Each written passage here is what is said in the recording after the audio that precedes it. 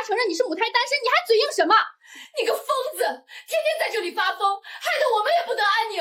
不可能！我上飞机前明明发了朋友圈，明明跟我妈发了微信，为什么所有人都不认账？我跟周明泽相恋3年，带他回家见父母的航班上，一个大活人凭空消失，所有人都说是一个人登机，连我爸妈都不承认他的存在。我被当成精神病关进这里，活活打死。周明泽，你到底去哪儿了？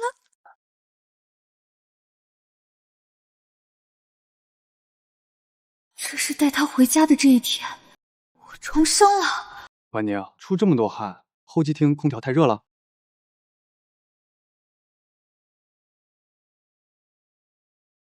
做噩梦了？别碰我！怎么了？马上要见叔叔阿姨了，婚前恐惧症犯了？他还活生生的站在这里，我真的回来了。抱歉，明泽，我刚才做了个梦，梦到上了飞机之后，你突然不见了，周围的人全都不认识你，还说我疯了。梦都是反的，我这么爱你，一步都不会离开你。那你可一定要跟紧我。走吧，马上停止检票了，爸妈还在家里等我们。明泽，我心里发慌，要不我们别坐这趟飞机了，我们去改签，或者坐高铁回去。婉宁，别闹，现在是春运，高铁票根本买不到，这机票是我们抢了3天才抢到的。那就对了，大不了我们晚几天再回。婉宁，叔叔阿姨已经买了一大桌子菜在家等我们。我给你爸买的好酒，给你妈买的护肤品都托运了，我准备了整整1个月。你要是现在退票，我怎么跟他们交代？退签和换乘都不现实，可是上一世我们就是上了这趟飞机，才落得一死一失踪的下场。这一世我一定要调查清楚，绝不能让惨剧重演。你说的对，爸妈还等着见你，退票确实不合适。这就对了，走，检票去。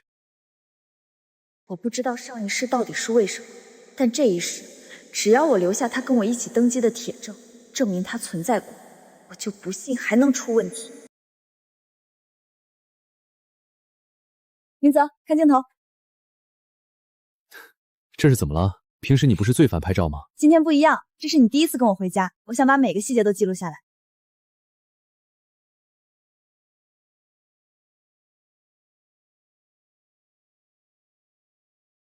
爸妈，我和明泽已经坐上飞机了，3小时后落地。总算要见到我们未来的女婿了，我跟你爸已经买好了菜，就等你们回家了。叔叔阿姨回复这么快，看来是真的等急了。朋友圈发了，群里也说了，这么多人看到了照片，这下总不会再有人说我根本没交过男朋友了吧？飞机已经停飞。两位需要喝点什么？一杯橙汁，谢谢。不好意思，实在不好意思，女士。没事的，我给我女朋友擦擦就好，你去忙吧。您男朋友真体贴。上一世，我的衣服上也被他滴上了橙汁，他也是这么亲口夸过周明泽。可周明泽消失后，他却说从来没见过我旁边有人。我绝对不能让这种事重演。女士，能不能麻烦你帮我个忙？您说，今天是我第一次带男朋友回家见父母，我想好好记录下这次的旅程，能不能邀请你跟我们俩一起合个照？这就拍1张，留个纪念。婉宁，你弄疼人家了，空姐有规定的，咱们别为难人家了。拍1张，求你了。好的，就拍1张。明泽，看镜头。谢谢。祝2位旅途愉快。照片拍了，你也亲自入境了。就算等会儿周明泽再消失，这一次我看你还怎么敢说你没见过他。不过光他一个证人可还不够。爷爷，打扰您一下。小姑娘，怎么了？有什么需要帮忙的？今天是我第一次带男朋友回家见父母，我心里特别紧张。您是长辈，看人肯定比我准，您帮我看看我男朋友长得怎么样，我爸妈会喜欢他这种类型吗？爷爷好，我女朋友今天有点紧张过度了，打扰您休息了。没事没事，小伙子长得很精神，浓眉大眼的，看着也很稳重，是个踏实过日子的人，跟你非常般配。放心吧，小姑娘，你爸妈看到这么优秀的女婿，高兴还来不及呢，肯定会满意的。真的吗？谢谢爷爷，谢谢您。空姐跟他合了影，邻座的老爷爷也清清楚楚的跟他说了话，夸了他。只有2个人作证根本不够，我要让这里所有的人都成为我的证人，我要让整个机舱都记住周明泽这张脸。婉宁，你要干什么？各位乘客，抱歉，打扰大家几分钟。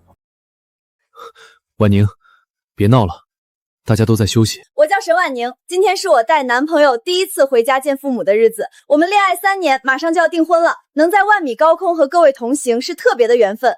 我现在心里特别紧张，我希望大家能给我们一点祝福，可以吗？小姑娘有勇气，祝你们永远幸福，长长久久。恭喜，祝你们百年好合，早生贵子。谢谢，谢谢大家，不好意思，打扰大家休息了。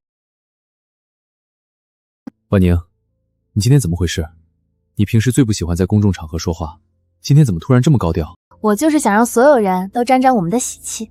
现在全机舱的人都认识你了，我看你怎么当着这么多人的面消失。你呀，肯定是压力太大了。吃点东西压压惊，还有1个多小时就落地了。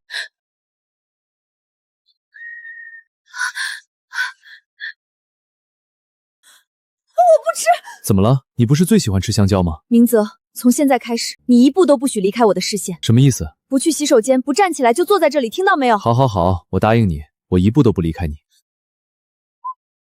各位乘客请注意，飞机遇到强气流，会有短暂剧烈颠簸，请立刻抓紧扶手，绝不能离开座位。明泽，明泽，你抓紧我！周明泽，明泽，明泽，你人呢？明泽，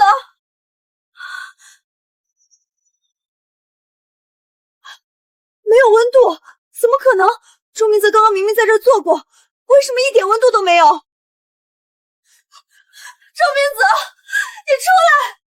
别跟我开这种玩笑！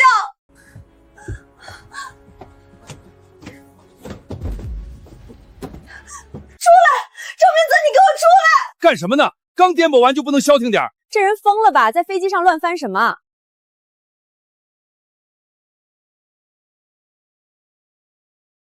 女士，您怎么了？飞机刚刚脱离强气流，随时可能再次颠簸，请您立刻回到座位，系紧安全带。我男朋友不见了！女士，您先冷静。什么男朋友？周明泽，10分钟前还坐在这个位置的周明泽，刚刚灯一黑，他就不见了。你们是不是把他藏起来了？是不是？这位女士，您是不是受惊过度产生幻觉了？你说什么？我们刚刚起飞前核查过登机信息的，您明明是1个人登机的呀，您旁边的座位一直都没有人坐过。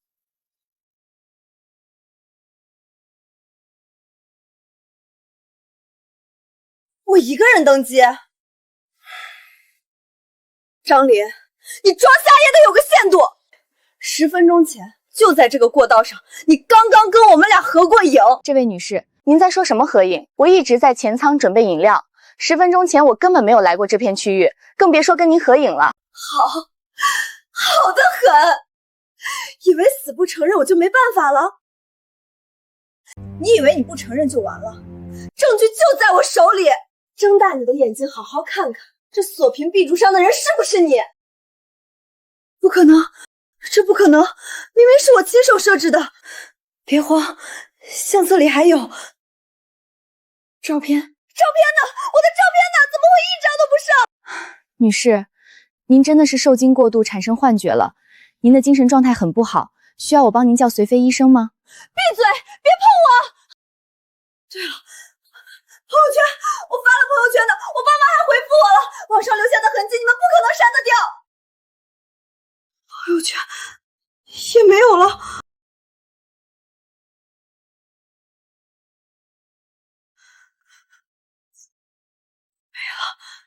全没了，干干净净。手机，这部手机被人动了手脚，我绝对没有产生幻觉。对了，我还有证人，爷爷，您帮我作证。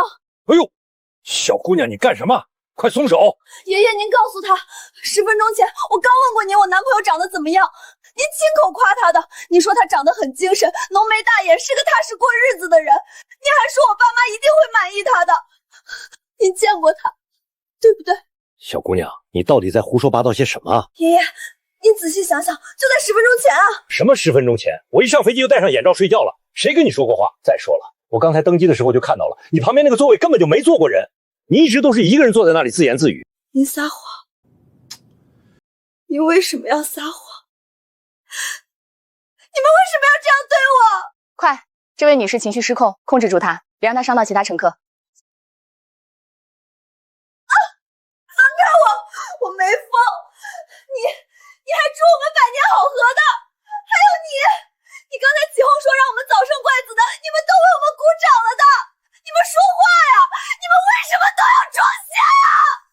说话，你们说话呀！什么是祝福？你一直都是一个人。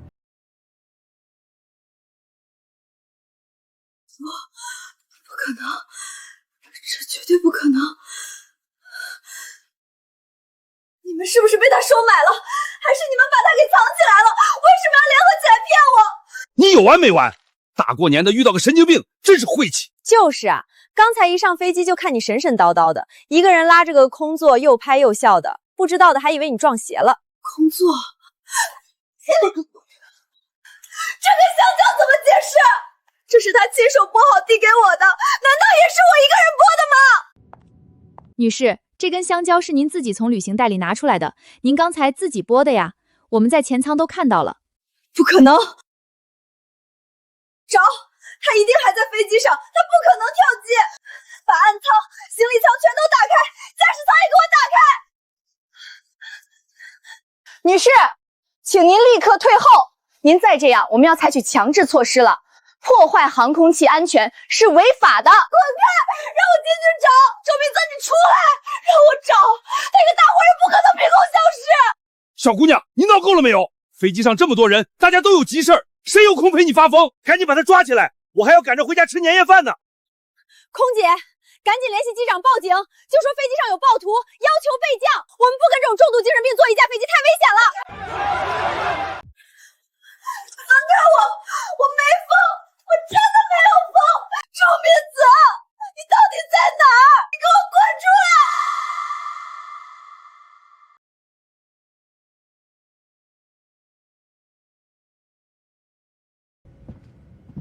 不许动！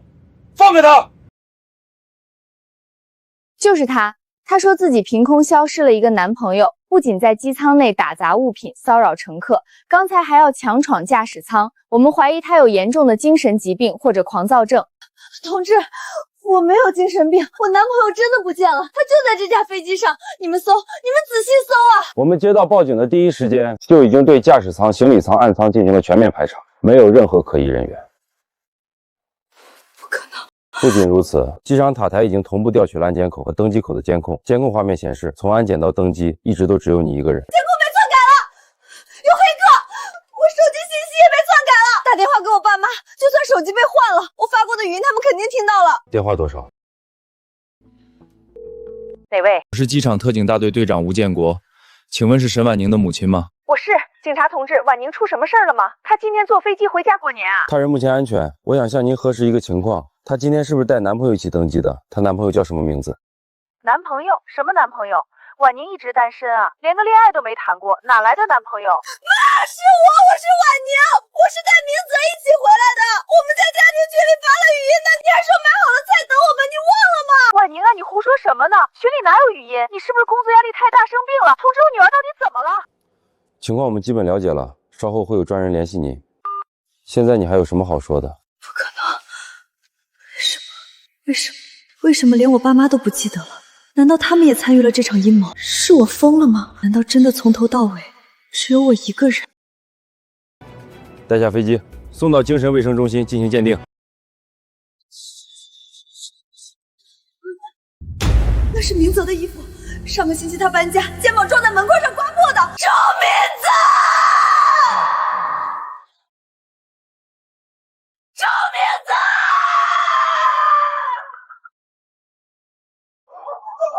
抓住他，别让他跑了！周明泽，你给我站住！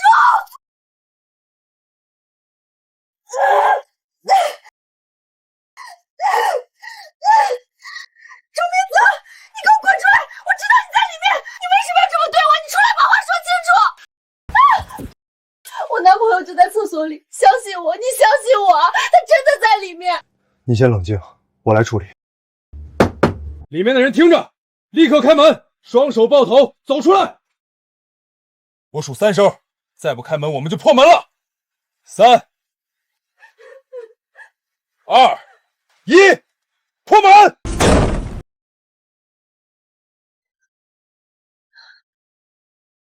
周明泽，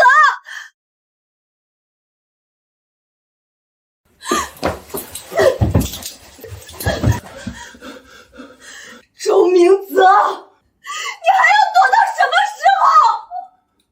我不认识周明泽，救命！你，我都说了我不是，你现在信了吗？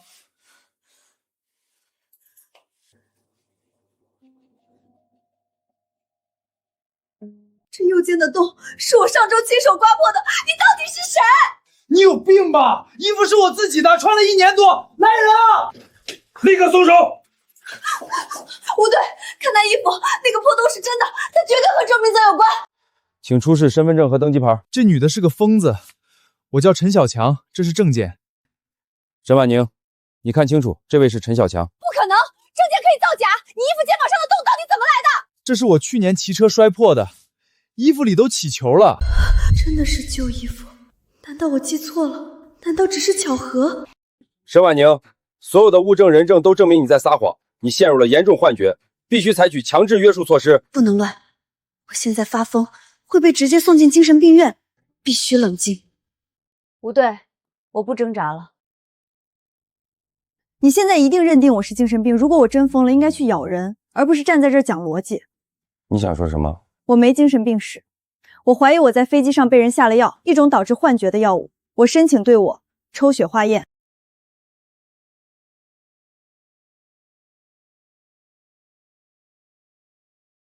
沈婉宁，如果你只是为了拖延时间，这毫无意义。报假警和扰乱公共秩序，足够你进去拘留几天。吴队，我再说一遍，我没有拖延时间。我的记忆非常清晰，在飞机颠簸前，我感到过一阵短暂的头晕和四肢无力。如果血液化验结果一切正常，我自愿跟你去精神病院做鉴定。等加急报告吧，15分钟。警察同志，情况就是我刚才说的，这位女士从登机开始，精神状态就很不对劲。她具体有什么异常举动？她旁边明明是个空座位，但她一直对着空气自言自语。我还特意去查了航班名单，她确实是一个人买票登机的。我们空乘组当时还商量要不要多关注一下她，没想到后来她就突然情绪失控了。张乘务长，你撒谎的本事比你倒眼料的业务能力强多了。10分钟前就在头等舱过道，我强拉着你拍过一张3人合影，当时你很不情愿。拍完后，你还下意识地揉了揉被我抓疼的右手腕，对我们说了一句“祝2位旅途愉快”。这些细节也是我对着空气臆想出来的吗？你别过来！同志救命！他要发病了！我根本没跟他拍过什么照片。沈婉宁，退后，保持距离，不要恐吓证人。好，我看你们能装到什么时候！沈婉宁的加急化验单出来了，谁是负责警官？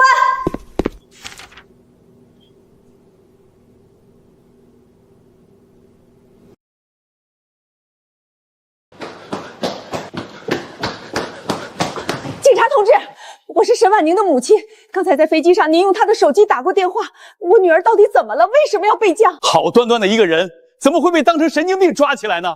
我们婉宁从小就老实本分，这到底是怎么回事？2位家属先冷静，人没事儿。现在化验单的结果出来了。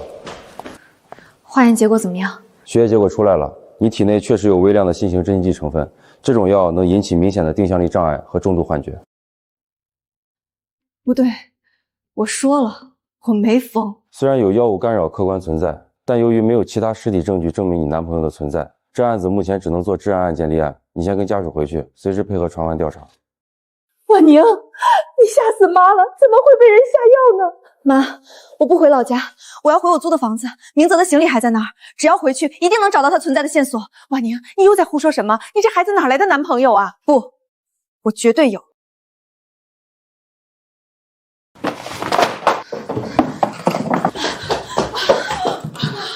婉宁，你到底在找什么？警察都说了，你那是药物产生的幻觉，你怎么还执迷不悟？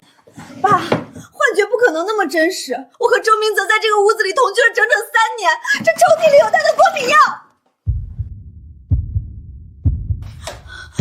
能，不可能！洗漱用品，他的剃须刀和牙刷。算妈求你了，你这3年连个相亲都不愿意去，一直都是你一个人在独居啊！我没骗你们，他的鞋子、他的衣服全都在这个家里。沈婉宁，你再这么疯下去，我们就只能叫救护车把你送精神病院了。只要找到他的衣服，只要找到哪怕一双男人的袜子，就能证明我没疯。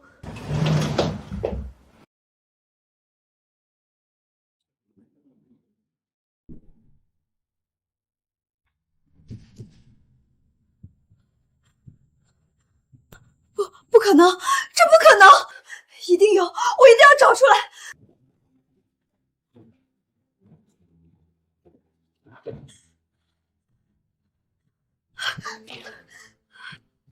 流水，对，生活开销，他不可能在这个世界上1分钱都不花。婉宁，别找了，三妈求你了。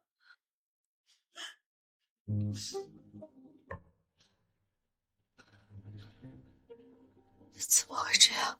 现金，他这3年所有的房租 AA、生活费、买大件，全都是拿现金给我的。他从来没用过微信和支付宝给我转账。妈，房东一定见过他。3年前签合同的时候，是我们一起去的。沈小姐，这还没到交租时间吧？刘阿姨，我问您，3年前我租这套房子的时候，是不是和我男朋友周明泽一起签的字？沈小姐，你没什么事吧？这3年租金都是你微信按时转给我的，合同上就你一个人的名字，我上哪儿去认识什么周先生、李先生？不可能！他明明把我递给您半年的现金押金，他白天说什么胡话？你当时一个人拖着3个大行李箱，我还帮你搭了把手，你是不是喝多了？神经病！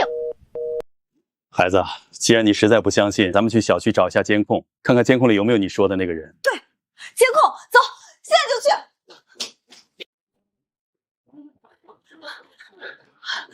大叔，把2栋1单元的电梯监控调出来，就调上周五晚上8点的。沈小姐，你这是干什么？监控不能随便调的。我求你了，我必须证明我男朋友真的存在。上周五晚上8点，我们一起提着超市购物袋回来的，您当时还在大门口跟他打过招呼的。行，我给你调。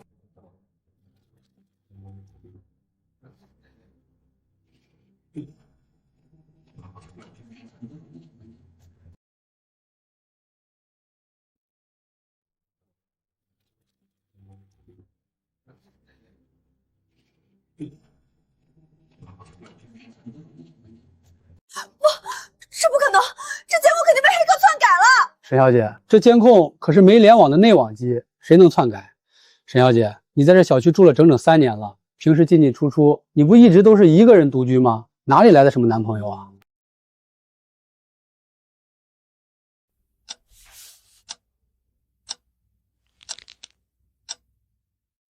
没有转账记录，我的记忆肯定没有出错，我是重生回来的。2次人生的经历一模一样，绝不可能是我精神出问题了。你还要疯到什么时候？每天把自己关在房间里写这些神神叨叨的东西，你是不是要把我和你爸逼死才甘心？妈，我没疯，我在理清思路。这3年我是怎么过来的，我自己最清楚。他们越是把痕迹抹除的这么干净，就越证明里面有巨大的阴谋。什么阴谋？警察的化验单都写得清清楚楚，你是被药物刺激产生了幻觉，你工作压力太大，加上误食了那种药，脑子生病了。爸，把手机还给我，我还在等警方的后续调查电话。没收了。你就是整天看手机，跟空气聊天，才病得越来越重。好，我不看手机，但你们不能限制我的自由，我必须出去找线索。你今天要是敢跨出这个门去发疯，我就死在你面前！妈，你干什么？快把刀放下！婉宁，算妈求你了，你回归正常生活好不好？李阿姨给你介绍了一个刚回国的海归，条件特别好，你去见见他，你去相个亲，跟活生生的人接触接触，把那个周明泽的幻觉忘掉。妈，你这是在逼我。我们是在救你，你要是不去，我们就只能把你强行送进精神病院了。你选吧。好，我去，我听你们的。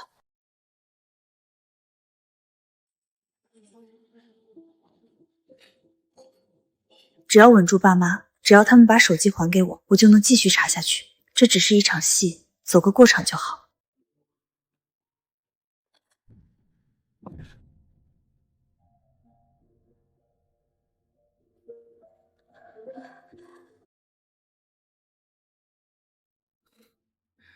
你好，请问是沈婉宁小姐吗？我是陆晨。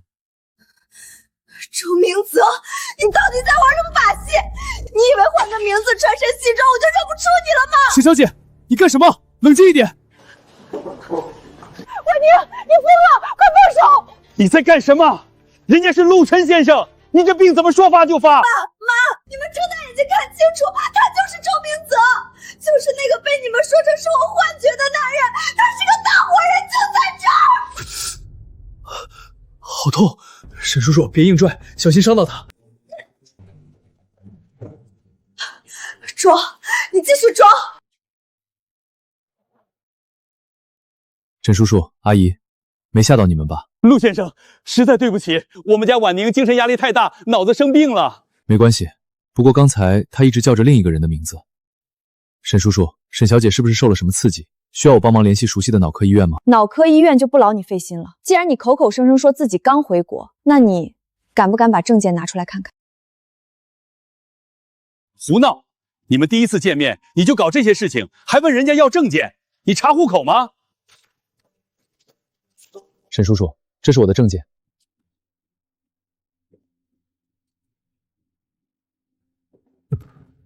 5年的出入境记录，海外驾照，时间线严丝合缝。周明泽，为了摆脱我，你花了多少钱铺后路？闹够没有？出境记录是5年前的，你才上大岸，上哪认识人家？爸，只要有钱，黑市什么假护照做不出来？婉宁，三妈求你，大家都在看咱们家笑话。抱歉，给你们添麻烦了，把经理叫来。陆先生，这几桌的损失和受惊跑掉客人的单，都算我的。各位对不起，一点误会，请继续用餐。陆先生，娇女无方，这钱必须我们赔。您脖子的伤，我们也出医药费。沈叔叔别这样，一点皮外伤，贴个创可贴就行。沈小姐生病控制不住行为，我完全理解，绝不追究。沈小姐，世界上相似的人很多，我刚回国，确实不认识你。如果需要，我可以当面拔毛能去做 DNA 比对，只要能让你打消疑虑，我愿意配合。DNA 敢主动提，算计的真好，你肯定早就做好准备了。建国，带他回家。沈家的脸今天丢尽了。我自己会走，我没疯，你心知肚明。周明泽，咱们走着瞧。表哥，张林，你不是办画展手续去了，怎么过来了？画廊改期了。表哥，你脖子怎么流血了？谁挠的？张林，你还敢出现在我面前？这位小姐，我们认识吗？装不认识，在机场医务室走廊，你躲在警察背后装可怜做伪证，可不是这副表情。沈小姐，你认错人了，这是我表妹张林，她一直在国外做艺术策展，这2天才回国，准备在国内开画廊。表妹，陆晨，你们俩串的真溜。爸妈，你们看清楚，他根本不是什么海归策展员，他就是3天前在那趟备降航班上配合周明泽做伪证的乘务长。你敢说你没穿过那套空乘制服吗？敢不敢现在跟我去派出所对质？婉宁，你在说什么呀？就是我发病的那趟航班，他当时就站在过道上，一口咬定我是在对着空气自言自语。是你，真的是你，表哥，她就是那个在飞机上发疯的女人。你少在这演戏，装什么受害者？你别过来！张林，到底怎么回事？你不是几年前就辞职了吗？表哥，我确实早就递交辞呈，筹备画廊了。那趟航班是因为原本的乘务长突发疾病，公司实在找不到人，临时抽调我回去帮最后一次忙。叔叔阿姨，我刚才没认出来，是因为他那天在飞机上披头散发，状态太吓人了。你终于承认了，好啊！叔叔，我是乘务长，我亲眼看着他发病的。他一个人对着空座位又哭又笑，不仅大喊大叫，还动手砸客舱里的东西。你亲眼看见的？我全程都在处理他的突发情况，他力气大的吓人，几个安全员都按不住他。警察把他带走的时候，他还想冲过来打我。你满嘴谎言，我没有砸东西，全都是你们设的局。天哪，叔叔阿姨，原来她就是你们的女儿。表哥，你快过来，离他远点，他有严重的狂躁症和迫害妄想症，他会伤人的。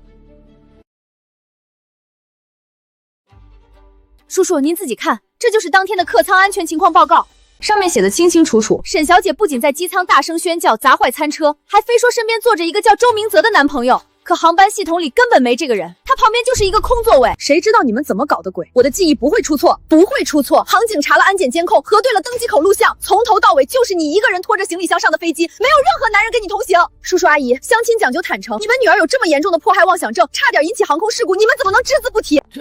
我们把我表哥骗来跟一个随时会伤人的重度狂躁症患者相亲，你们是想把他往火坑里推吗？万一刚才他拿个刀插，我表哥命都没了。不是的，我们真不知道这么严重，我们以为他只是工作压力大。张林，别说了，沈叔叔他们也是受害者，肯定不知道沈小姐的病情失控到这个地步。我们走吧，别再刺激病人了。陆先生，张小姐，对不起，真的对不起。是我们对不起你们，医药费我们一定赔。爸妈，我们没做错任何事，你们别被他们牵着鼻子走了啊！相个亲而已，连几天前航空公司的内部通报都提前准备好，随身带着，还说你不是周明泽，你等着，我一定会调查清楚。你还死鸭子嘴硬，周围这么多双眼睛看着呢，是谁一上来就掀桌子掐人脖子的？这女的太吓人了，跟神经病一样。那男的脾气真好，被挠出血都不报警。闭嘴！三妈求你了，你醒醒吧！你看看你现在像什么样子，你还要折磨我们到什么时候？好，我不闹了，我们回家。妈，你不用这样，我不会伤人。你连掀桌子掐人家脖子的事儿都做出来了，你让我怎么信你？婉宁，你就在里面好好反省。我和你妈决定了，明天一早就带你去精神卫生中心挂号。手机里发过的朋友圈各种消息全都消失，我爸妈也不记得有这么个人。但两世的记忆告诉我，这件事情绝对不是表面这么简单。痕迹清理得一干二净，社会身份做得毫无破绽，连报警对峙的路都被提前堵死了。既然社会身份查不出破绽，那就只能从生理特征下手了。周明泽，我看你对花生的过敏反应，能不能也靠改个名字就掩盖掉？对，刘主任，麻烦您给加个塞，最好是明天的专家号。他今天在外面情绪完全失控了，还动手打了相亲对象。爸妈，能开开门吗？婉宁，你别闹了，今天绝不可能放你出去。爸，我没想出去闹，你们开门，我想跟你们谈谈。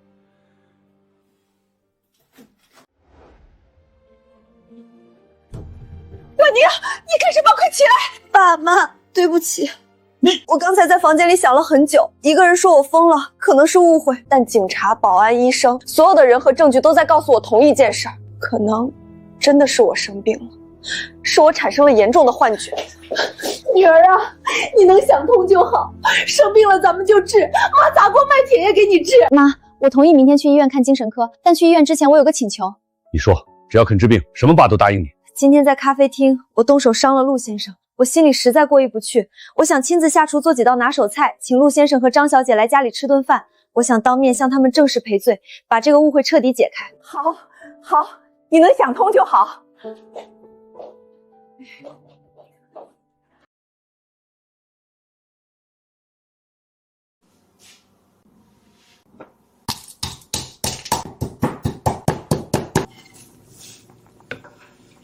周明泽，身份可以造假，记忆可以抹除，但我倒要看看你对花生的过敏的这个生理反应，能不能靠改个名字就掩盖掉。沈叔叔，打扰了。陆先生、张小姐，快请进。你们今天能赏脸过来，我们老两口真是太感谢了。陆先生，快坐快坐。婉宁在厨房做最后一道菜，马上就可以开饭了。昨天的事真是对不住你们。陆先生、张小姐，昨天在咖啡厅我情绪失控，做了非常过分的事情，差点伤害到你们。这杯茶算是我正式向两位赔罪，对不起。沈小姐，快起来！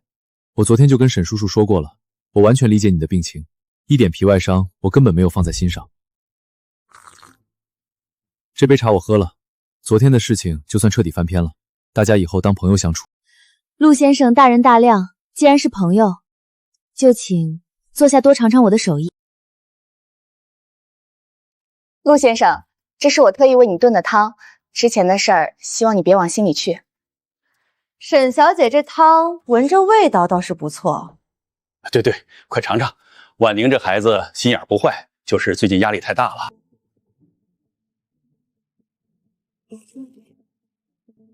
鲜甜可口。沈小姐，你的厨艺很好。你觉得这汤味道重吗？刚好，里面是加了什么秘制香料吗？有一股很浓郁的醇香。我加了花生粉，你吃了花生，没有觉得哪里不舒服，没有觉得喘不上气？沈小姐，花生这种坚果虽然脂肪高，但我又不过敏，为什么要喘不上气？你看我很好。怎么可能？这不可能！叔叔阿姨，你们看，他果然还是在胡思乱想。算了，张琳，沈小姐只是想确认一些事，既然误会打开了，我想我也该告辞了。不过敏？难道他真的不是周明泽？不，还有一种可能。陆先生，既然你要离开，那我下去送送你吧。陆先生，刚才那碗汤味道确实有些奇怪，难为你还能面不改色的喝下去。其实没那么糟糕，沈小姐，如果你是因为愧疚才一定要送我下楼，那大可不必。我不是愧疚，我只是在想，像陆先生这样温文尔雅的人，在国外遇到危险时也会这么冷静吗？国外治安确实没这么好，遇到危险，跑得快就是唯一的本领。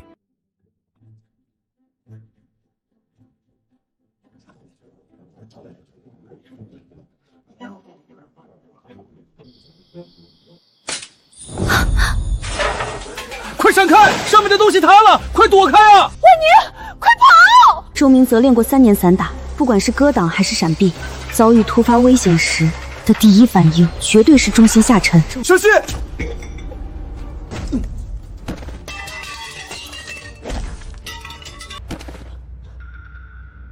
哥，陆晨，救命啊！出人命了，报警！快叫救护车！你没有去格挡，没有躲开，你是真的想救我，还是真的不会？你走开，这个疯子！要不是你磨蹭着不肯走，他怎么会被砸中？你到底要害他到什么时候？你到底是谁？医生，快救救他！他背上被钢管砸中了，流了很多血。造孽呀！这可怎么办？这可怎么办呀？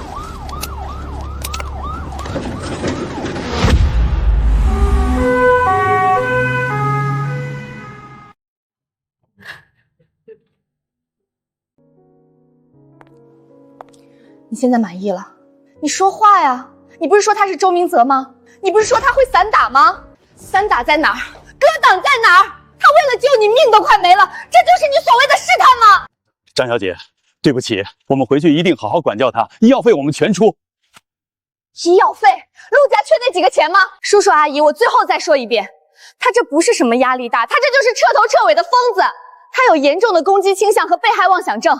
如果你们今天不把他送进精神病院强制治疗，等我表哥醒了，我立刻报警，控告他故意杀人未遂。张小姐，不要报警，求你不要报警，他会被毁掉的。不报警可以，现在立刻把他送走。这家精神病院的院长我认识，车就在楼下，只要你们签字，今晚就带他走，否则咱们派出所见。婉宁，你听到了吗？爸保不住你了，你跟爸说实话，你到底是怎么了？过敏失效，肌肉记忆也失效。周明泽，如果你真的是在演戏，那你唯一的破绽就只剩下那一处了。不过现在一定要稳住他们。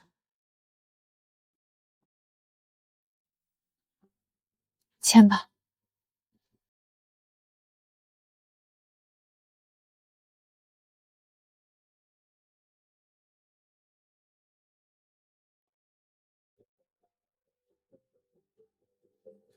等一下，你还想干什么？我同意跟他们走，不过在进入精神病院之前，我欠陆先生一条命，我想再看他一眼，正式道个歉。婉晶，你别再闹了。我不闹，我只想把这件事了结了，否则我这辈子都治不好。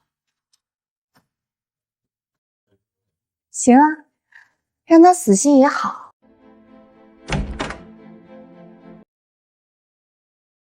你来了。周明泽后腰位置有一块胎记，前世我摸过无数次。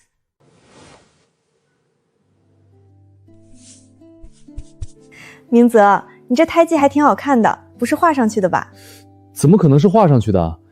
这可是从我出生就有的，不信你看我小时候照片。我就不信这个胎记你还能抹除。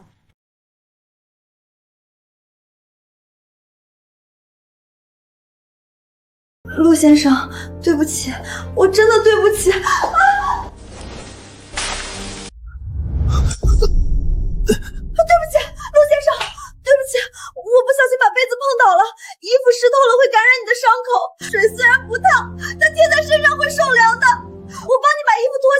快脱下来换一件。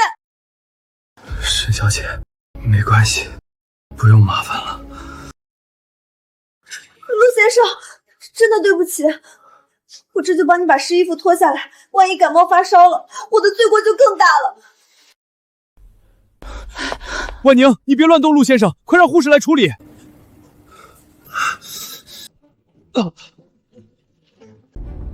就在这里，应该就在这里。周明泽，我看你还能怎么藏？这不可能！台阶呢？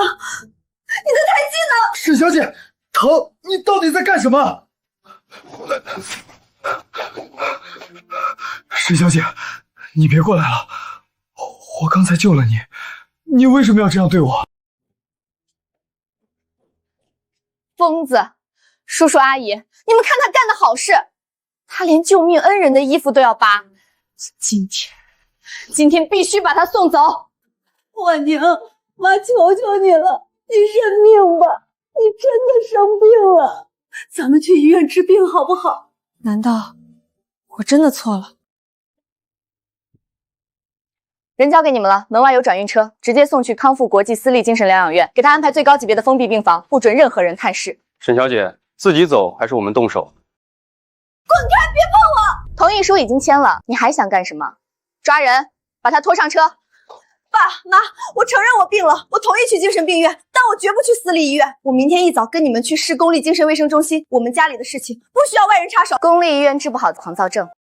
张琳，非要今晚绑我走，咱们现在就报警，我要举报你非法拘禁。你好，算你狠，看你明天到了公立医院怎么疯！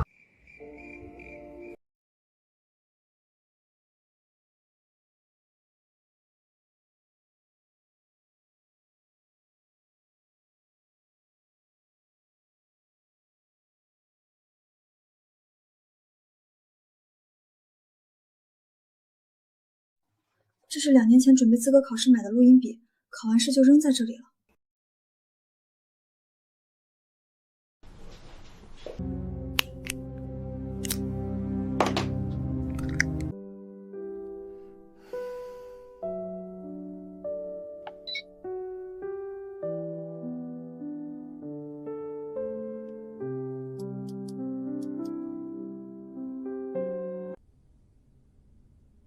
expire。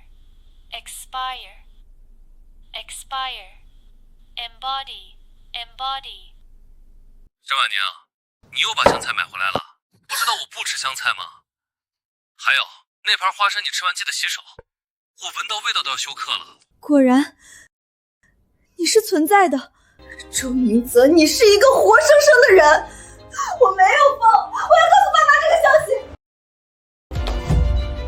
不对，既然周明泽是真的存在的，可他为什么要消失？那个陆晨又是谁假扮的？难道他是周明泽的双胞胎弟弟？不行，我现在不能把这件事情暴露出去，我必须要查清楚一切真相。这个录音笔或许是能救我命的东西。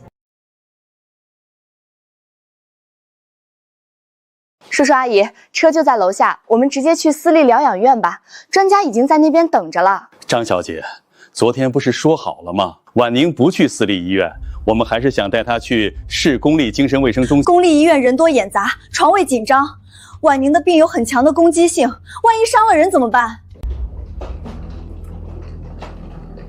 既然是治病，为什么不去本市最权威的公立3甲医院，非要去你指定的私营机构？我是为了你好，私立医院不用排队，今天就能立刻给你办全封闭住院，马上开始治疗。马上？你好像比我爸妈还要着急把我关起来，你少发神经。我是不会去私立医院了，我们已经约好了就诊，让你的人离开吧。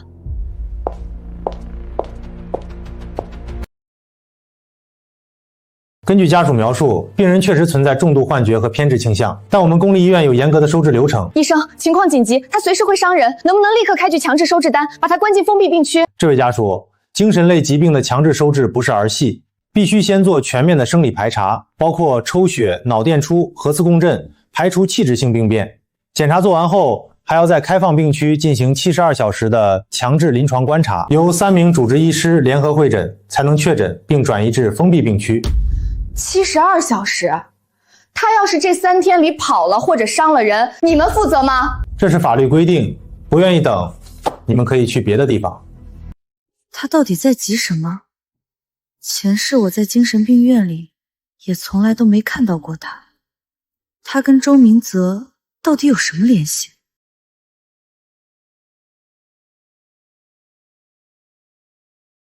沈婉宁，把袖子卷起来，还要再抽2管血。上午入院时不是已经抽过6管了吗？精神类疾病的排查需要这么多血液样本吗？普通排查当然不需要，但你家属刚才去缴了费，特意要求给你加急做一套极其详细的全身脏器功能和血液深度排查，项目特别细，连配型相关的指标都包含在里面了。说实话，在我们精神科做这种深度的生理排查挺罕见的。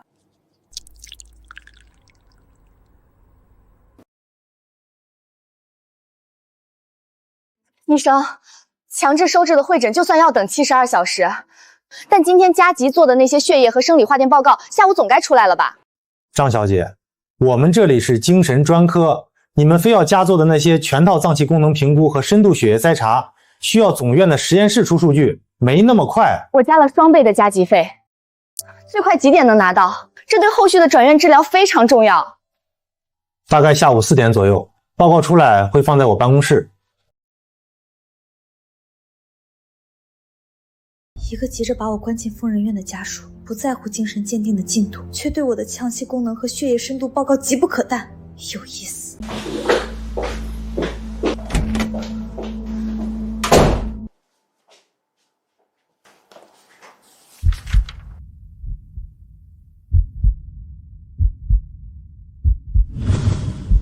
原来如此，原来如此。我身上的各项数据指标原来都这么特殊，难怪他们想把我逼成疯子，送进私立的精神病院。他们分明就是想把我送上手术台。不行，我要冷静，绝对不能情绪失控，否则会被认定发疯。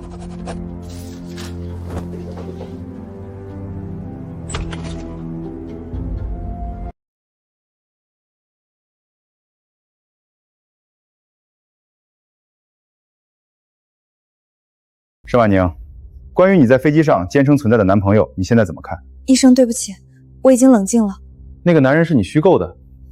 我最近压力极大，登机前私自加大了抗焦虑药剂量，加上飞机颠簸，我就很害怕，把对安全感的渴望变成了幻觉，虚构了个男朋友。那咖啡厅那次呢？那次也是没从药物副作用走过来错认了人，我没疯，只是太累了。你逻辑非常清晰，结合指标，我们认为你属于药物和高压导致的急性应激障碍，目前认知已恢复。沈叔叔，72小时到了，疗养院的车在楼下，立刻转过去封闭治疗。医生，病人有极强攻击性，立刻开强制转移证明。张小姐，你没资格下诊断。经过联合会诊，沈婉宁生理指标正常，无伤人倾向，不符合强制收治标准，今天就能出院。出院？他是个疯子！你们草菅人命！请尊重医学鉴定，在喧哗叫保安了。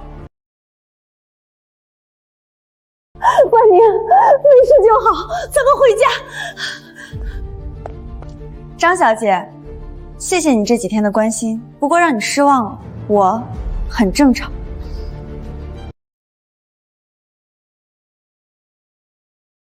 陆先生，您怎么还亲自过来了？快请进。阿姨，听说沈小姐今天出院，我顺道过来看看她恢复的怎么样。之前的事儿都是误会，探望一下也是应该的。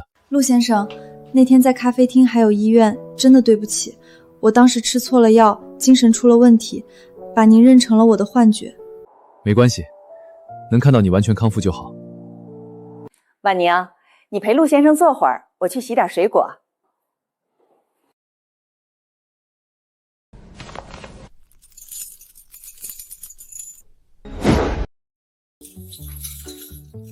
哟，反应越来越快了吗？你每天都在我背后朝我扔钥匙，我要是再反应不过来，那真成傻子了。陆先生，您这是干什么？抱歉，沈小姐，刚才手滑没拿稳，没砸疼你吧？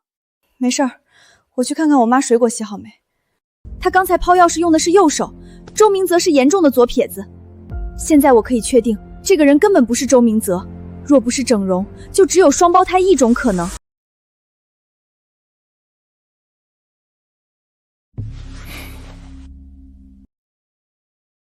沈小姐，我去一下洗手间。好的，陆先生自便。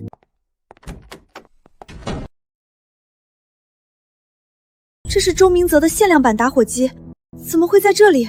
这可是绝版货，我费了好大劲才搞到的，平时别人碰一下都不行。也就是你，我才舍得给你摸。是陆晨放的，难道他在试探我？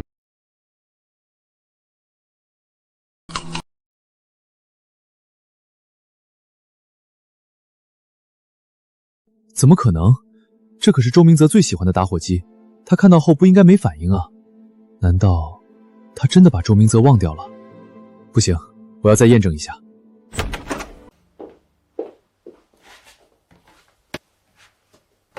沈小姐，你刚才打扫卫生的时候，有没有看到一个打火机？打火机？好像有注意到，怎么了？那是我一个朋友送的。真对不起，陆先生，我以为是我爸用来抽烟的，刚才不小心跟瓜子壳和果皮一起丢在垃圾桶里了。这垃圾桶里还有剩菜汤，估计已经脏得不行了。都怪我手太快了，我现在去给您掏出来洗洗。不用了，既然掉进泔水里，那就算了吧。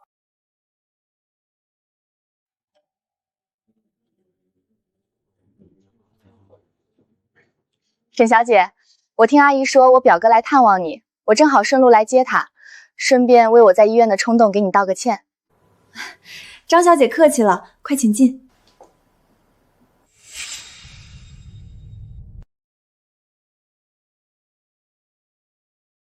沈小姐，其实我今天来除了道歉，还想跟你分享一个好消息，我要结婚了。我未婚夫是个特别浪漫的人，沈小姐一直单身，可能没经历过那种被全心全意爱着的感觉。是吗？那恭喜张小姐了，还真没经历过。张小姐不如说来听听。她向我求婚那天包下了江景餐厅，她知道我不喜欢红玫瑰，特意空运了99朵香槟玫瑰，把戒指藏在最中间的花蕊里，单膝下跪的时候，餐厅里放着音乐。这是当初周明泽给我求婚的方法。好啊，都在试探我是吗？你们想让我继续发疯，好把我送进精神病院，我偏不如你们的愿。天哪，这也太浪漫了吧！连戒指藏在花蕊里这种偶像剧桥段都想得出来。你真的只觉得浪漫，没有别的感觉？不然呢？我该嫉妒吗？祝你们新婚快乐，百年好合。完全没有情绪变动。沈婉宁，难道你真的把我忘了？真的这么快走出来了？他要是变成了一个正常人，计划就没办法实施了。撤出来吧，不用再试探了。既然没法把他当精神病送进手术室，那就只能制造点意外了。我们拖不起了。沈小姐，时间不早了，我和表哥先走了。好的，慢走，路上注意安全。沈小姐留步吧。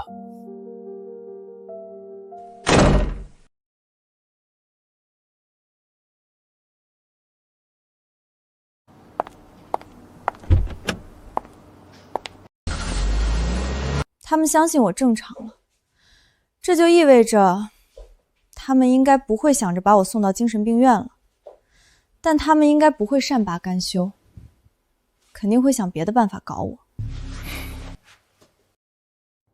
既然周明泽是真实存在的，这一切都是他们设计好的，那我手机里消失的记录也都是被清空了，说明我的手机被盯着。那我必须先准备一套新的不会监控的设备。老板，拿一部最老款的按键机，不能上网的那种，最好是二手的。再给我一张电话卡。机子50，卡100。现金。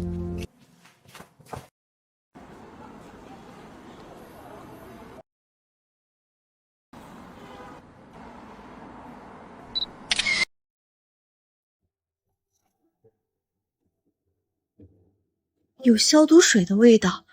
他今天去过医院，难道需要做手术的是他？明天包你1天车，跟死一辆车牌尾号886的黑色轿车，我只付现金。没问题。就是这辆车，保持2个车车距，别被发现，跟上。好嘞，我干过好多次这种活，放心，丢不了。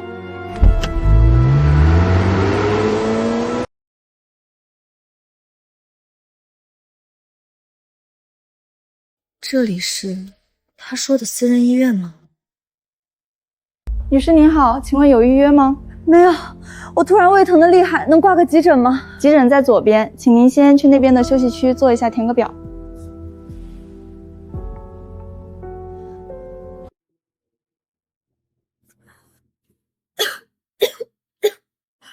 难道他之前的状态都是强撑着装出来的？现在他看起来已经病入膏肓了。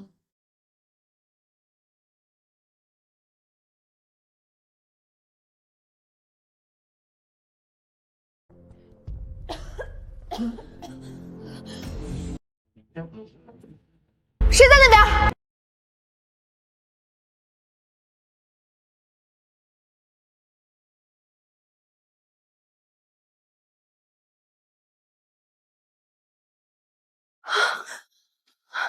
你怎么了？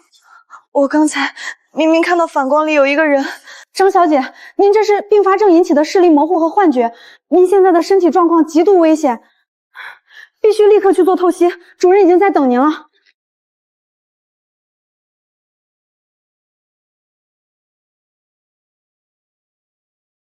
血液内科，造血干细胞，果然跟我想的一样。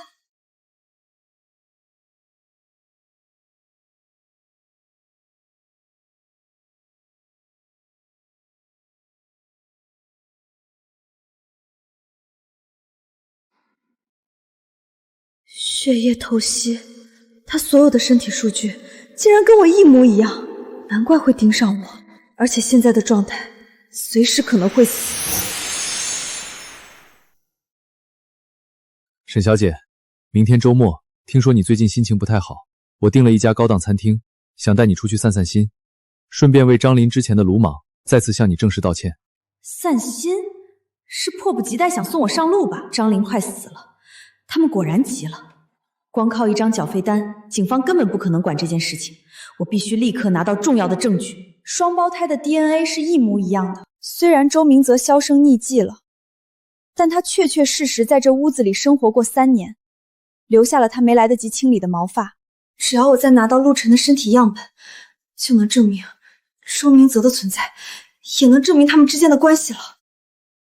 好啊，陆先生，让你破费了，明天见。陆晨，既然你要约我，那正好方便我来动手。沈小姐，这几天看你精神状态好多了，出来散散心，呼吸一下新鲜空气，对身体恢复有好处。是啊，多亏了陆先生费心，还特意抽空陪我出来。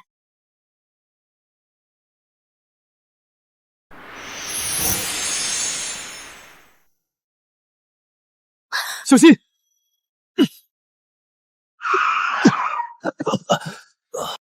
婉宁，你没事吧？实在不好意思，我刚才也着急，不小心拉错了方向。你没事就好。什么着急拉错？他刚才就是想直接把我拽进车底。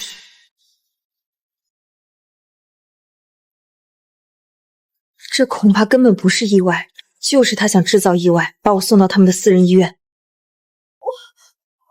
我没事，太吓人了，我都懵了。没事就好，餐厅就在前面，咱们先过去休息一下吧。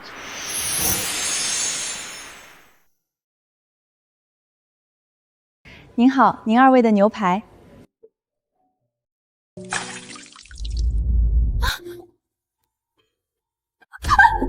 呀，对不起，陆先生，都怪我太笨手笨脚了。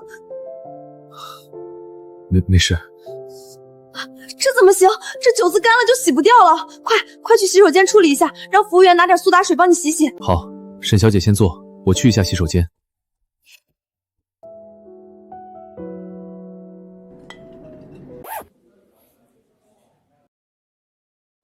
陆晨的样本也收集到了，等会儿吃完饭就去鉴定中心。医生，结果怎么样？沈女士，您自己看吧。果然，他们两个是双胞胎。果然跟我想的一样，周明泽真的没失踪。这个装作刚回国的相亲对象陆晨，就是他的双胞胎弟弟。为什么这3年来的相恋，难道从一开始就是一场骗局吗？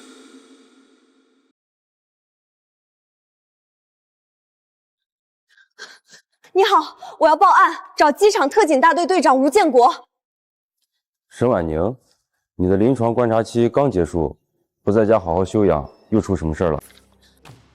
吴队，我再说最后一次，我没有精神病，飞机上的事也不是幻觉，是一场蓄谋已久的谋杀。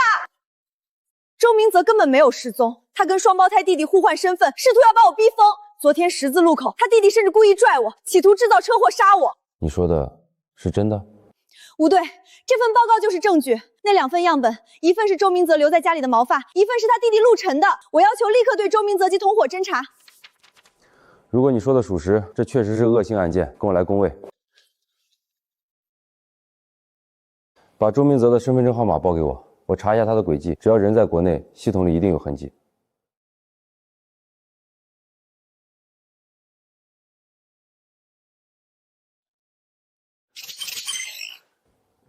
可能号码有误。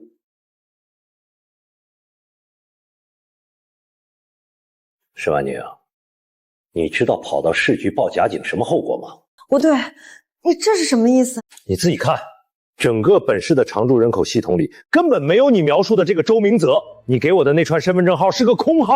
你拿着一份不知道是真是假的鉴定报告，跑来指控一个在世界上根本不存在的人谋杀你。沈婉宁，你的精神状态是不是还没恢复？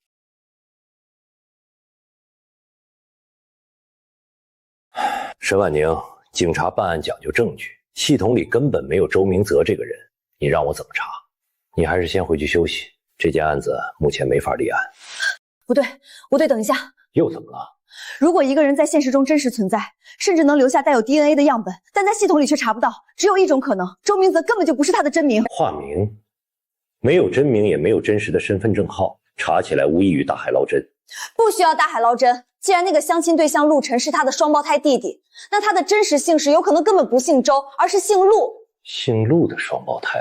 对，吴队，麻烦你在系统里查一下，年龄在27岁左右，姓陆的双胞胎兄弟，其中一个叫陆晨。查到了，哥哥叫陆泽，弟弟叫陆晨。陆泽27岁，他是一名高级网络技术人员。高级网络技术人员，难怪他有能处理我手机的手段。原来他一直瞒着我，他竟然还有这种本事。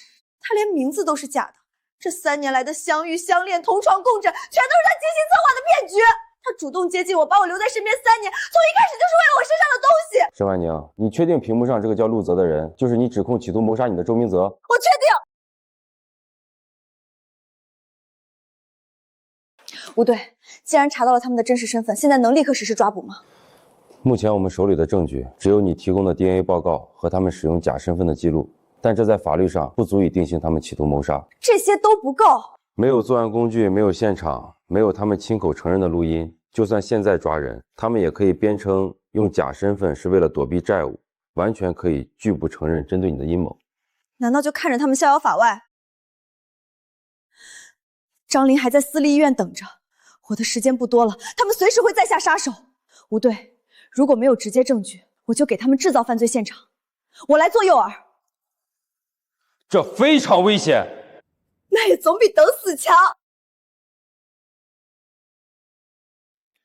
准备好了，注意控制情绪，一定要自然。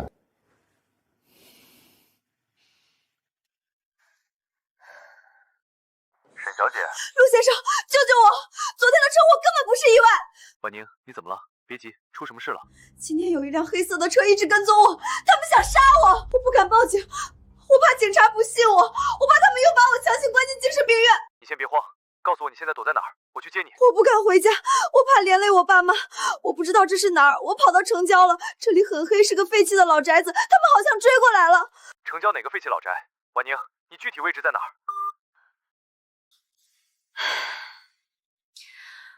不对，各小队注意，立刻换便装，向城郊废弃老宅方向集结，沿途隐蔽布控，今晚收网。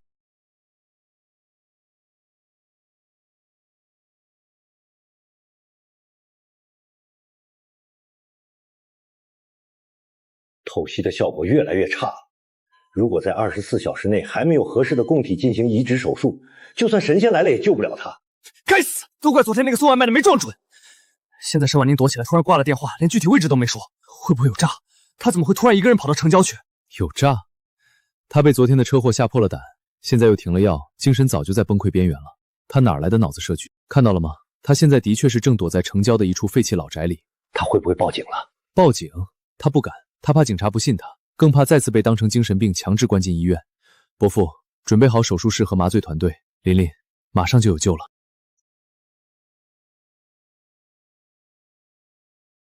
沈婉宁，目标车辆已驶出私人医院，向你所在位置移动，车上只有一个人，外围布控已经完成。记住，一定要保证自身安全，尽量引导对方说话，情况不对，我们立刻抢突。收到。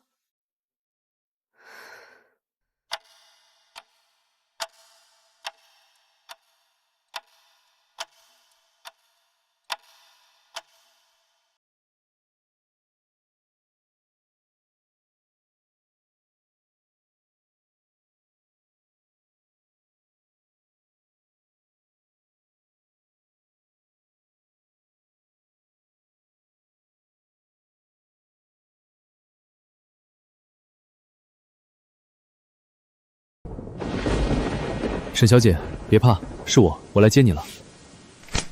陆先生，你终于来了，我好怕，那辆黑车一直跟着我，他们是不是还在外面？没事了，外面雨很大，没有人跟着你，有我在，没人能伤害你。那我们快走吧，我1分钟都不想待在这里了。陆先生，你锁门干什么？我们不是要走吗？走？婉宁，好不容易才把你逼到这荒郊野外，我怎么舍得让你走呢？你要干什么？那是什么东西？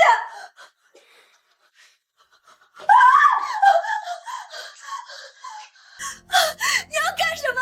别过来！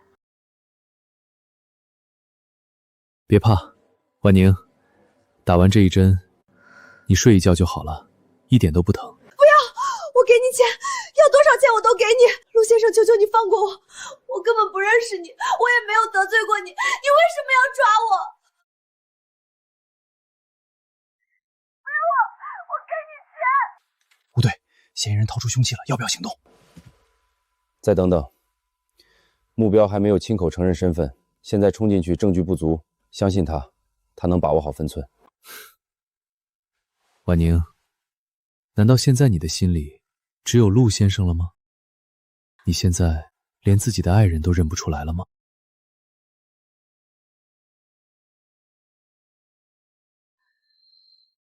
左撇子，你不是陆晨，你是周明泽，你根本没有消失。看来你还记得。你没失踪，你骗了我。陆晨是你，周明泽也是你，这3年来的感情，你对我所有的好，难道全都是假的吗？感情？婉宁，你别太天真了。你以为我为什么会在茫茫人海中去追你？因为我黑进了医疗数据库，查到你是这个世界上为数不多身体数据能跟张林泉相合的人。这3年，你以为是同床共枕的恩爱，但在我眼里，你不过是一个被我精心饲养的公体。每天晚上睡在你身边，我都在算计着哪一天把你送上手术台。我不信，你在骗我，这些都是假的，假的！不对，就算你从头到尾都在算计我，就算你想害我，那飞机上呢？飞机颠簸的时候，你一个大活人，怎么可能在密封的机舱里凭空消失？还有我的手机，我上飞机前明明拍了那么多照片，我强拉着空姐合了影，我还发了朋友圈。就算你躲起来了，你根本没碰过我的手机，你一个人怎么可能抹掉我手机里所有的痕迹？这根本不可能办到。不可能办到。婉宁，你是不是忘了我是做什么的？我是黑客，我有技术。这3年，你的手机早就被我植入了最高权限的代码，你的一举一动全在我的监控中。代码？飞机颠簸熄灯的那10几秒里，你吓得闭着眼睛乱叫，而我只要解开安全带，走2步就能躲进空乘的暗舱里。都是你算计好的，你知道飞机会颠簸熄灯？你还不算傻，没错，是提前沟通好的。熄灯后，我在暗舱里顺手就启动了你手机里的程序，一键删除了你相册和微信里所有关于我的数据。我就躲在暗处，看着你在过道上像个神经病一样大吼大叫。就算你黑了我的手机，那我爸妈呢？我给他们发过语音，为什么我出了事，他们连你的存在都不相信，非要拿着单子说我有精神病？你到底对他们做了什么？婉宁啊婉宁，你真是蠢得可怜，你真以为他们见过你发的消息？你什么意思？这3年来，你发的每一条关于我的朋友圈都被我修改了数据，在你的手机里显示发送成功，但他们根本看不到。你仔细想想，自从跟我在一起后，我是不是从来不让你在跟你父母通电话打视频的时候提起我？妈，明天我给你寄点保健品回去吧，给你们补补营养。哎呦，用不着啊，你好好攒钱，不要给我们乱买东西了。哎呀，没事的，就这样，先不说了，我还有事要忙。明泽，为什么你总是不让我跟爸妈打视频的时候提到你？因为我不太好意思，我担心你爸妈想看我，等以后跟你回过家后再说，好吗？难怪你每次提起我，都是在那个相亲相爱一家人的微信群里，但你想不到吧？那个聊天群是我用手段伪造出来的群，你在群里跟父母分享的喜怒哀乐，全是我一个人在后台自导自演。疯子，你是个疯子！这3年，我用各种借口不让你回家见父母，就是为了确保他们在现实中根本不知道我的存在。不对，就算你能用黑客技术控制网络，控制我的手机，那活人呢？飞机上的活人难道也是你用代码写出来的吗？坐在我后座的那个老爷爷，我根本就不认识他，他凭什么在警察面前帮你撒谎，一口咬定是我在自言自语？还有飞机里其他人，他们凭什么要帮着你一起把我逼疯？陌生人，婉宁，在这个世界上从来就没有什么巧合。你以为他们都是旁观者？错，他们都是我安排好的人，为的就是把你逼疯。坐在你后座的那个老头，他叫李正民，他是张琳的亲生父亲。亲生父亲？哈哈哈哈，没错，为了救他女儿的命，他什么做不出来？他不仅是帮凶，他还是私人医院的主刀医生。主刀医生，亲生父亲，不对，杀人动机、手段、医院坐标、共谋人员，这下全部集齐了。各小队注意，嫌疑人已全部交代犯罪事实，听我命令，随时准备破门。飞机上安排人做的伪证，你的相亲对象陆晨，甚至昨天十字路口的那场车祸，全都是为了今天这一刻。今天，你就要躺上张琳父亲亲自操刀的手术台，明天，你就会变成一场完美的医疗意外，绝对不会有人查得出来。而张琳将带着你的肾脏好好的活下去。11点1刻，该解答的疑惑都给你解答了，我的时间有限。你不能这么做，我是个活人，你今天如果杀了我，警察一定会查到你头上。查出来，明天一早，市局只会接到一起普通的医疗事故报警，主刀医生李正民会出具完美的抢救记录，证明你是因为突发恶性心衰死在手术台上。至于医院走廊和手术室的监控录像，我会在今晚12点前通过远程装口彻底抹除。这3年，我给你伪造的那些重度精神病就诊记录，就是最好的免死金牌。警察只会认为你是一个意外死亡的精神病人。好了，该解答的疑惑都给你解答了，让你死个明白，也算是我对你这3年陪伴的最后一点仁慈。你不能这么做，我是个活人，你今天如果杀了我，警察一定会查到你头上。查出来，我说过，明天你就会死于一场医疗意外，没人查得出来。监控，医院里有监控，这附近也有监控，你会留下证据的。我早就发现有监控了，但你忘了我有什么手段吗？我会在今晚12点前把监控视频抹除干净，所有人只会认为你是一个意外死亡的精神病人。救命！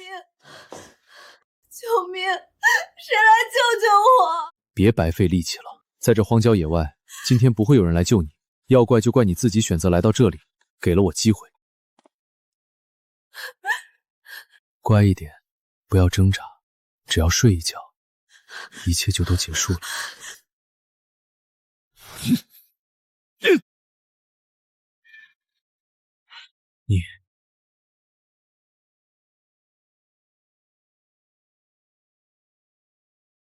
你干什么？给我放手！放手！想让我睡一觉，你的算盘打得太早了。你没有被吓到，你刚才的求饶全都是装出来的。如果不装得像一点，怎么能让你放松警惕，亲口把你这3年来的所作所为一字不落的交代出来？你什么意思？你敢耍我？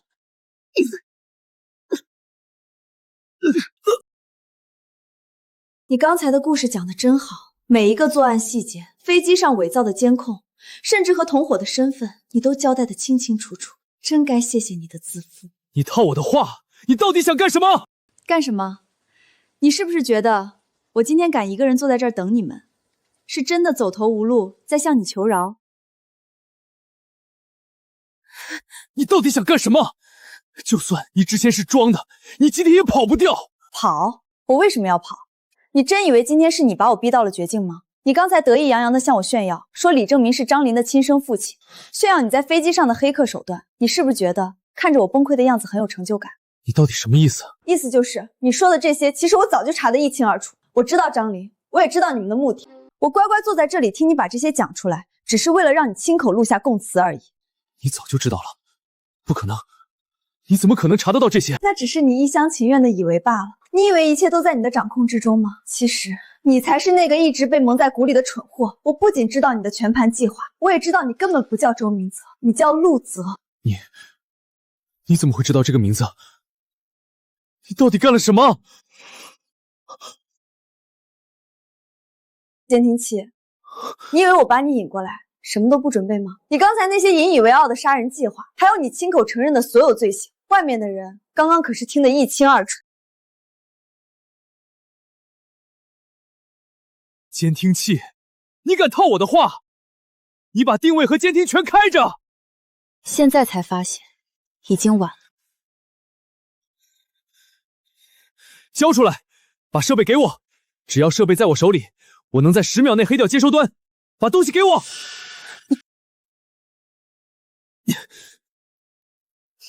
周明泽，你仔细听听外面吧。警察来了，你真以为警察来了就能救你？婉宁，我先杀了你，要死大家一起死！哼！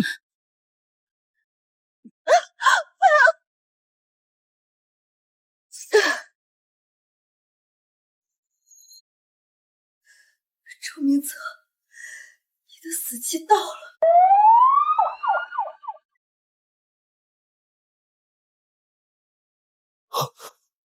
好，必须马上离开这里。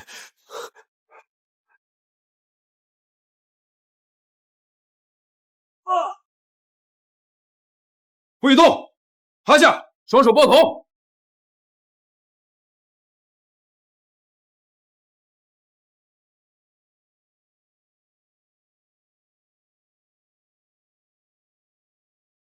放开我！你们凭什么抓我？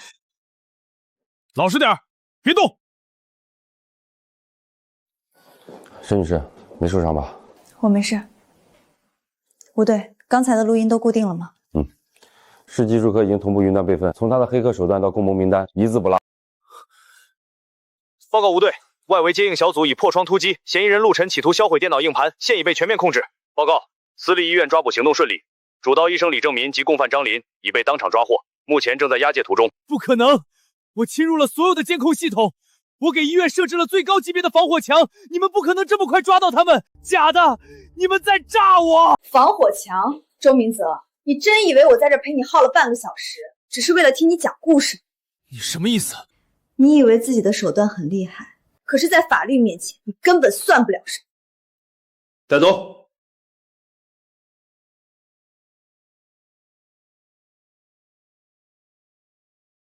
本院认为，被告人陆泽、陆晨、李正民等人为谋取非法利益，实施多起严重违法犯罪活动，性质极其恶劣，现依法作出判决，数罪并罚，予以严惩。太好了，老沈、婉宁，你们听到了吗？我们的女儿根本没有精神病，单子是假的，她是清白的。法律还了我们一个公道，那些害人的畜生终于遭报应了。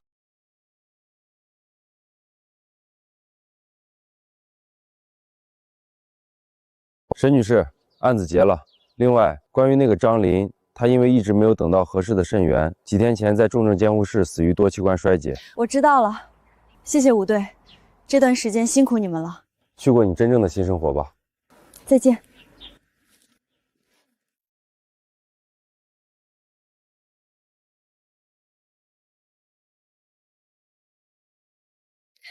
爸妈，我们走吧。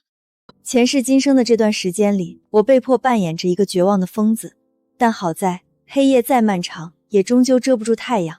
从今天起，我重获新生。